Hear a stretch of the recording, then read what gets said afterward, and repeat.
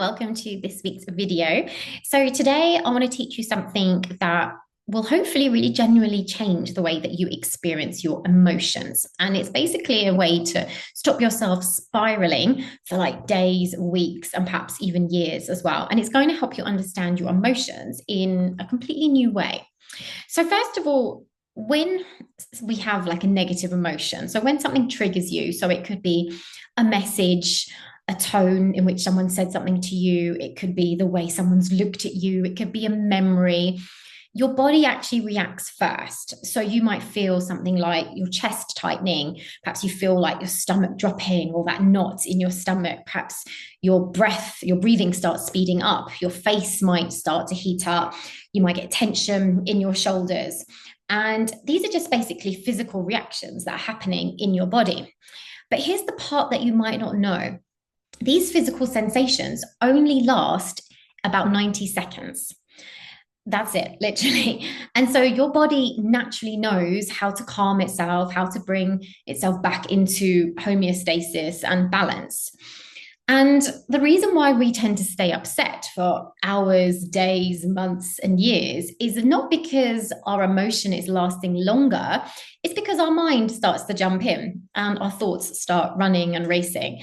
And we might think things like, oh, why did he say that to me? Or what if this gets worse? Or everyone's judging me? Or I always mess things up? Or here we go again, this always happens to me. And we get all these thoughts constantly like circling around us all the time.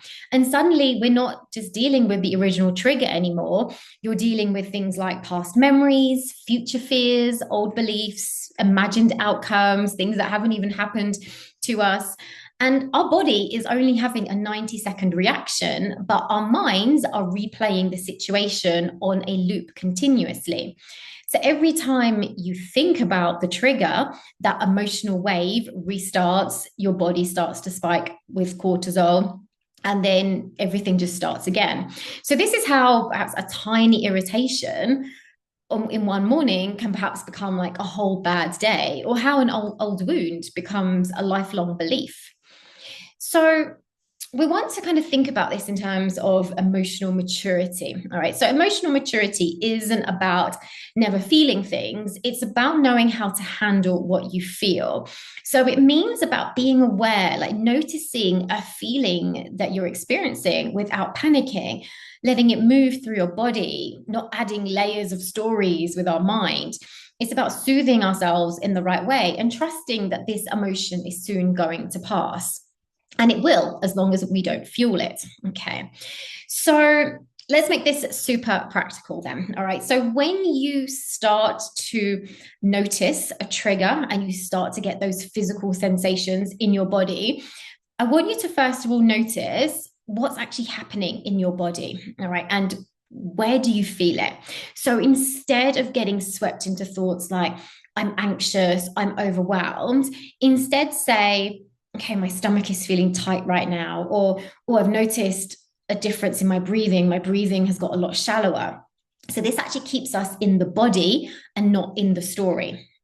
And then just allow the 90 seconds to pass. All right. And during this time, you can breathe, you can just drop your shoulders, you can lean back. I find massaging my ears can really help as well.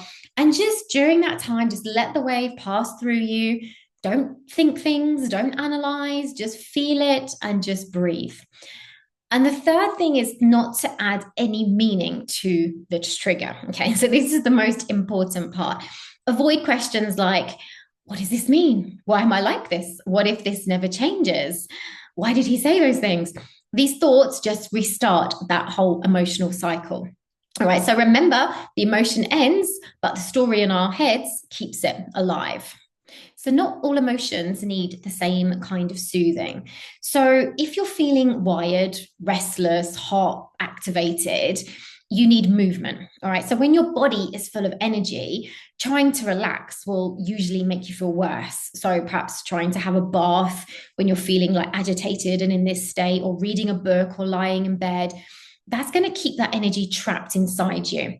What might help is perhaps doing something like stretching, shaking out your arms, putting on some music and doing a dance, going out for a walk, doing the dishes, or some light housework, or just some gentle movement. And what this does is it lets your body discharge the energy so that it can settle. Now, alternatively, if your emotion feels heavy, slow, you're feeling a bit flat, you're a bit numb, that's when you need a calming activity. So, if you're feeling that low or feeling shut down, that movement can just feel a bit too much. So, soothing activities might look like having a nice warm bubble bath, or tucking yourself up in a blanket, or doing some slow breath work, being still, perhaps putting on some gentle music and just lying there quietly. And this can actually help bring your system back up. So, again, when you're experiencing these feelings, ask yourself, do I feel activated or do I feel shut down? And then soothe yourself based on the state that you're in. And after that wave passes, just guide your mind gently and perhaps reframe things in a bit more of a positive way.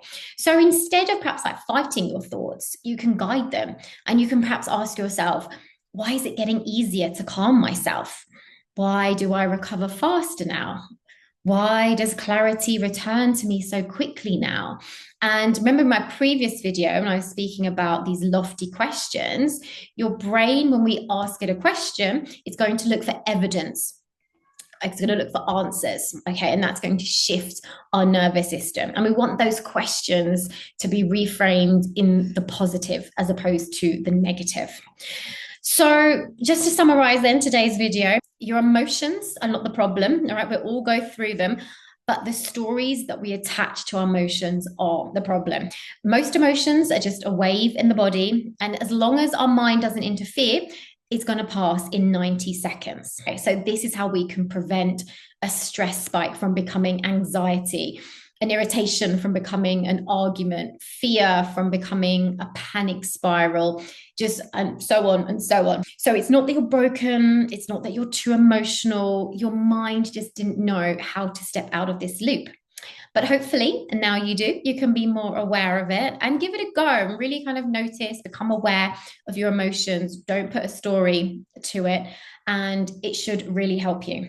All right, I'll see you next week. Thank you.